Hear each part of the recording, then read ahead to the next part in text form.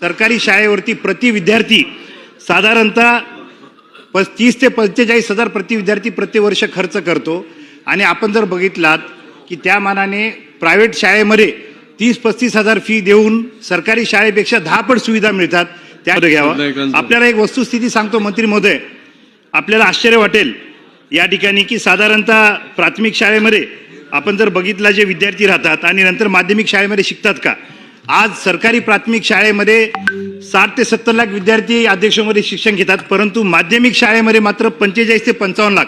याचा अर्थ 15 ते 20 लाख हे जे शिक्षण पुढचं माध्यमिकमध्ये घेऊ शकत नाहीत। एकतर ते विद्यार्थी प्राथमिक शाळेला शिक्षण सोडतात किंवा त्यांना खाजगी शाळेमध्ये गेल्याशिवाय पर्याय उरत नाही। दुसरा विषय अध्यक्षमध्ये सरकार या ठिकाणी सरकारी शाळेवरती प्रति विद्यार्थी